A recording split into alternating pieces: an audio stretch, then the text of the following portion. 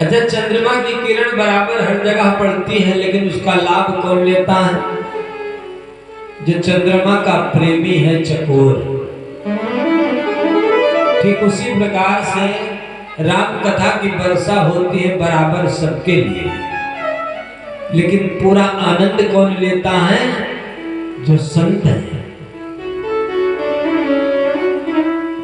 जो सारे ग्राही है, गुणग्राही है, राम जी के चरणों का अनुरागी है। बैठते तो सब लोग हैं, लेकिन लोगों में कथा कम बैठ पाती है। बाद में अपलोड कर देंगे। कथा कब सार्थक है?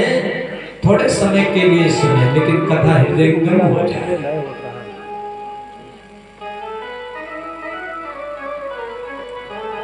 कहा महाराज, आप ध्यान दे करके सुने। एक बार की बात है,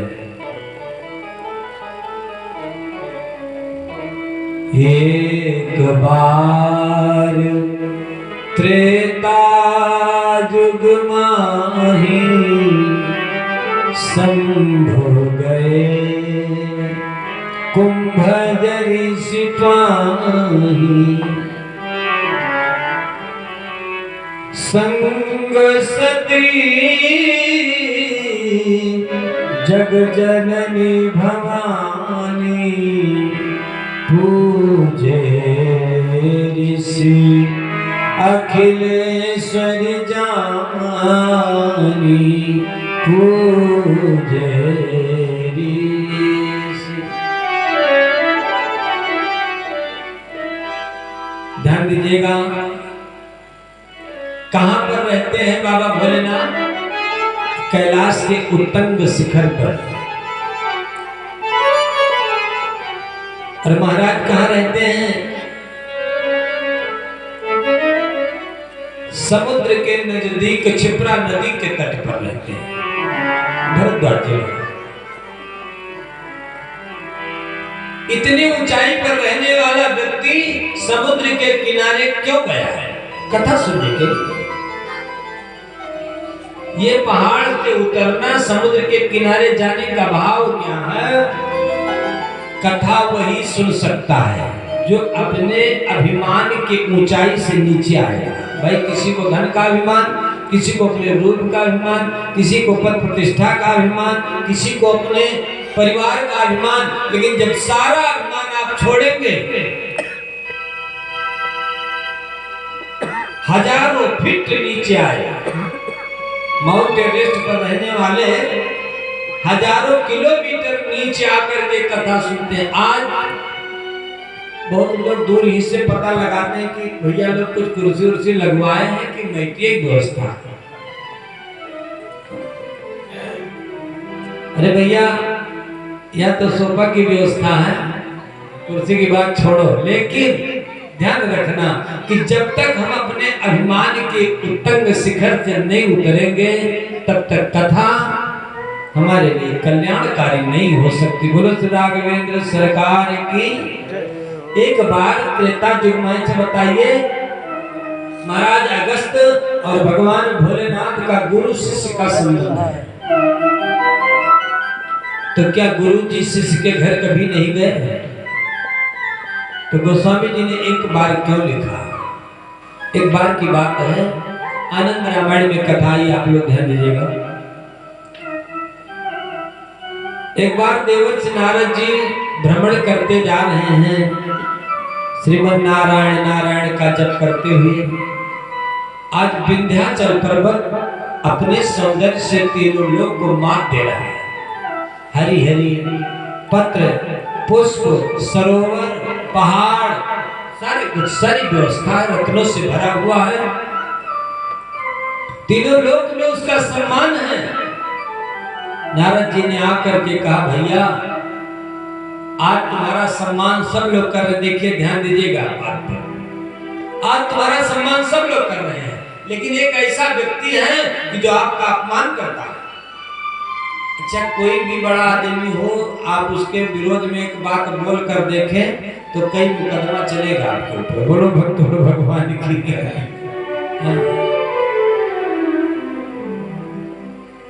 विंध्याचल ने कहा कि कौन मेरा विरोध कर करने वाला है, ऐसा कौन सक्षम है हमारे सामने? का वो कोई दूसरा नहीं, सूर्य भगवान है। जब सूर्य भगवान उदय होते हैं तो अपनी पहली किरण सुमेरु पर्वत पर डालते हैं, तुम पर नहीं डालते हैं, तुम इतने बड़े हो, इतने विशाल, तुम पर नहीं डालते हैं, सुमेरु पर डालते हैं। विंध्याचल ने कहा ठीक, आज ही मैं देख लेता हूं, रास्ता बंद। अब तो विंध्याचल पर्वत इतना बढ़ा कि पूरे संसार को दो भागों में बांट दिया। और सूर्य भगवान के जो ड्राइवर हैं उनके दोनों पैर नहीं है, विकलांग है। भगवान विष्णु जी के वाहन गरुड़ और सूर्य भगवान के सारथी अरुण, ये दोनों भाई हैं। अरुण के पैर नहीं है। अच्छा, रथ को चाहे कि हम दूसरे रास्ते से घुमा लें तो ये भी संभव नहीं है। आज सूर्य उदय हुआ और मध्याह्न काल में आकर के सूर्य भगवान रुक गए। फिर आधे संसार में अंधेरा, आधे में प्रकाश, पूरा विश्व परेशान हो गया। सारे संत मनीषी दौड़कर कैलाश पर्वत पर पहुंचे, बाबा भोलेनाथ से प्रार्थना किया, बाबा आशुतोष औढ़ दानी, आरती हरहु दीन जन जानी, हम लोग का कल्याण करें। बाबा भोलेनाथ तो कितने सरल देवता हैं, उनका नाम है भोले। भोले नाम नहीं है, भोले उनका स्वभाव है। भो है संबोधन, जैसे हिंदी में कहा जाता है वैसे संस्कृत में कहा जाता है भो। भो भो साधु क्षणम तिष्ठ मत चिंताम अपनाश। आपने कहा भो और बाबा ने कहा ले जाओ, ये उनका स्वभाव है। ये भोले बाबा है। भोले बाबा के यहाँ कोई विमुख नहीं जाता। आज सारे लोगों ने प्रार्थना किया, बाबा भोलेनाथ ने कहा ठीक है, आप सबका कल्याण होगा। विंध्याचल पर्वत, अब सूर्य भगवान का रथ रोके खड़ा हुआ है। इधर सुबह सुबह काशी विश्वनाथ में महात्मा अगस्त जी बाबा भोलेनाथ की आरती कर रहे थे। ओम जय शिव ओंकारा, प्रभु हरे शिव ओंकारा, ब्रह्मा विष्णु सदा शिव, ब्रह्मा विष्णु सदा शिव, हरे हर गिरिधारा,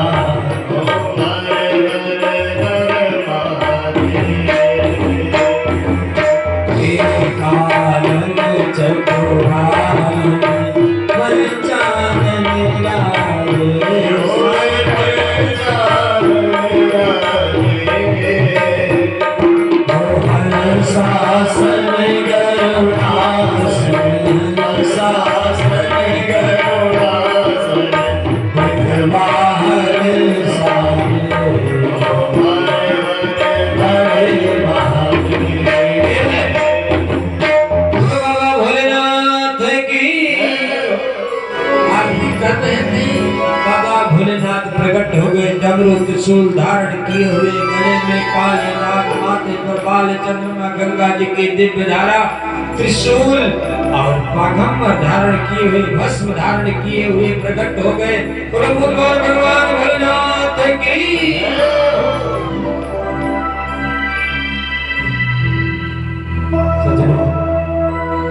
आज अगस्त जी